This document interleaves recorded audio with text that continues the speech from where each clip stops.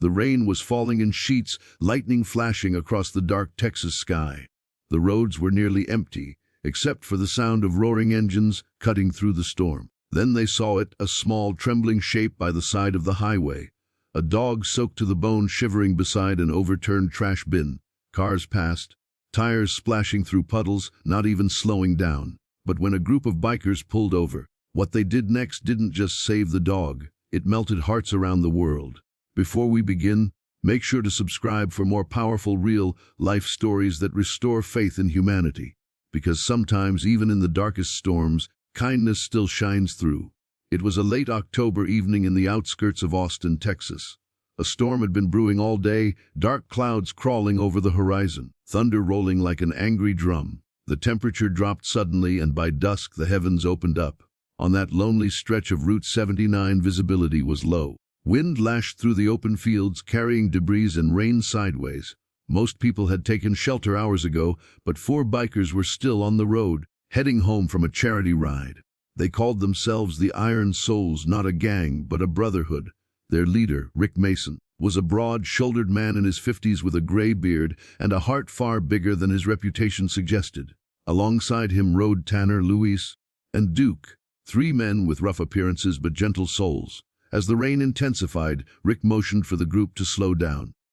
"We'll pull in near the old diner up ahead," he yelled over the roaring wind. But before they could reach it, Tanner spotted something on the shoulder of the road. "Hold up," he shouted, pointing through the rain. At first, it just looked like a lump of mud near the guardrail. But when lightning flashed, they all saw it clearly. A dog, small and soaked, trying to curl itself under a half-collapsed cardboard box. Its fur clung tightly to its ribs. The poor creature was shaking uncontrollably. Rick immediately pulled over, his tires skidding slightly on the wet asphalt. The others followed. They dismounted their bikes, water pouring down their jackets. Rick approached slowly, crouching near the animal. "Hey there, buddy," he said softly through the rain.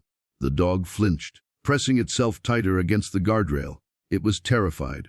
Louis took off his bandana and handed it to Rick. "He's scared, man. Probably been out here for hours."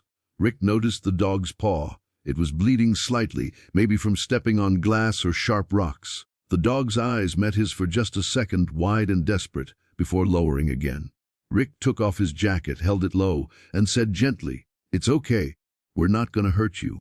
He extended his hand slowly. After a long pause, the dog whimpered and inched forward. When Rick finally wrapped his jacket around the trembling creature, he felt how cold it was. The dog's body was barely warm. "He's freezing," Rick said. "We need to get him dry fast." The bikers didn't hesitate. They carried the dog to their van, a backup vehicle they used for longer rides, and wrapped it in a dry blanket. As they sat inside the van, rain hammering the roof, Duke looked over and said, "You think someone dumped him?" Rick frowned. "Most likely. People do cruel things when nobody's watching." The dog whined softly, burying its nose into the blanket. Louis reached out and rubbed its head. "He's just a pup," he murmured. "Couldn't be more than 6 months old." They named him Storm that night, because that's where they found him, and because he'd survived something most wouldn't. When the rain eased, they drove the van back to Rick's garage, a wide, open metal shop on the edge of town, filled with bikes, tools, and warmth. Rick's wife, Janet, met them at the door, towel in hand. "What on earth did you bring home this time?" she asked with a half-smile. Rick chuckled. "A new brother. 4 legs, cold nose, heart still beating." Janet's eyes softened the moment she saw the pup. "Oh, you poor thing," she whispered, wrapping him in a blanket and sitting by the fire. Storm ate half a bowl of rice and chicken that night before falling asleep by the heater. His small body finally relaxed, and for the first time in who knows how long, he slept peacefully. Over the next few days, the bikers took turns visiting Rick's garage, bringing treats and toys for Storm. They'd never seen Rick so attached to an animal. He'd lost his old dog Max years ago, a German shepherd who'd ridden with him on countless trips. Losing Max had left a quiet ache in his heart that he never spoke of, but Storm seemed to fill that space. He followed Rick everywhere, limping slightly on his healing paw, but wagging his tail endlessly. He would curl up on Rick's jacket whenever the man worked late tuning engines. A week later, the Iron Souls decided to take Storm to the local vet for a checkup. Dr. Hughes, the vet, smiled gently as he examined the pup. He's lucky you found him when you did. Hypothermia, dehydration, another hour in that storm, and he wouldn't have made it. Rick asked, "Any microchip?" Dr. Hughes shook his head. "None. Looks like he was abandoned." The Rick sighed. "Then he's got a new home now." A storm looked up at him with trusting eyes, and that was all the confirmation anyone needed. But life has its twists. 2 months later, during one of their weekend rides, the bikers stopped at a small roadside diner. Storm, now healthier and full of energy, had become their unofficial mascot. He rode with them inside a custom-made sidecar, small goggles on his face, ears flapping in the wind, tongue out, tail wagging like a flag. Everyone in town knew Storm. Kids would run out just to pet him. Even the toughest bikers in rival clubs smiled when they saw him. He had that effect on people. But that day, while the group was eating, a man walked into the diner, drenched from the rain and looking lost. He spotted Storm outside by the bikes and froze. "Wait a minute," he said softly. That's Buddy." Rick turned around. "What did you say?" The man pointed at the dog. "That's my dog. I lost him months ago when the flood hit the north side. I looked for him everywhere. I thought he was dead." The diner fell silent. Rick looked at the man carefully. His clothes were worn, his face tired. There was sincerity in his voice, but also something uncertain. Rick stepped outside with him. Storm wagged his tail as they approached, sniffing the man's hand. "Buddy," the man whispered. The dog tilted his head, then barked softly, wagging harder. Rick felt a pang in his chest. Could it be true? Had they unknowingly rescued someone else's pet? The man's eyes filled with tears. "That's him, that scar on his ear. I remember when he got it as a pup." Rick crossed his arms. "Where've you been these last months?" The man sighed. "Lost everything in the flood. My house, my job. I've been living 2 towns over, trying to rebuild. I didn't have a car. I walked miles looking for him." There was no sign of deceit, just heartbreak. Rick looked at Storm, who was licking the man's hand affectionately now. It was a hard moment. For weeks, Storm had become family. But seeing that connection, Rick knew what he had to do. "You should have him back," Rick said finally. The man's voice broke. "You mean it?" Rick nodded slowly.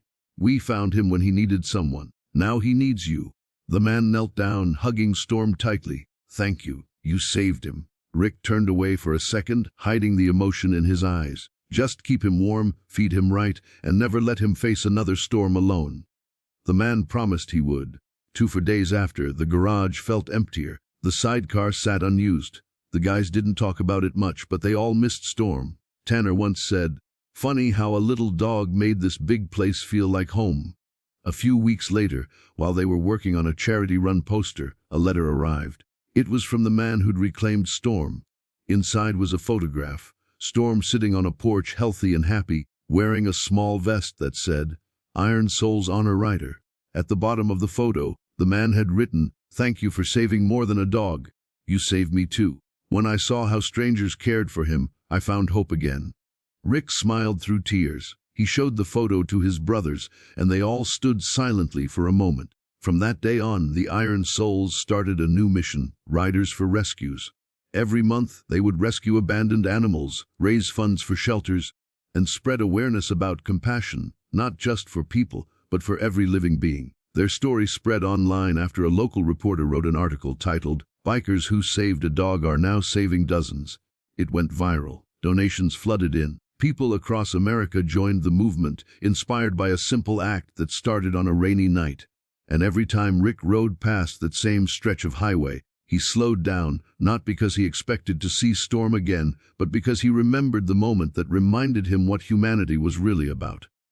One night, under a clear Texas sky, Tanner asked, "You ever think about him?" Rick smiled. "Every day. He might not ride with us anymore, but Storm will always be part of the crew." He revved his engine, the others following his lead. The sound of the bikes echoed through the night, strong, steady, and full of life.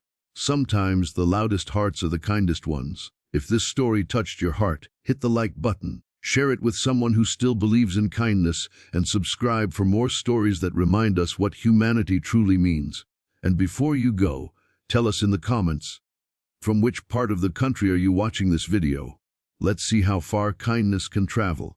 Because one act of compassion, even for a helpless animal, can change more lives than we ever imagine.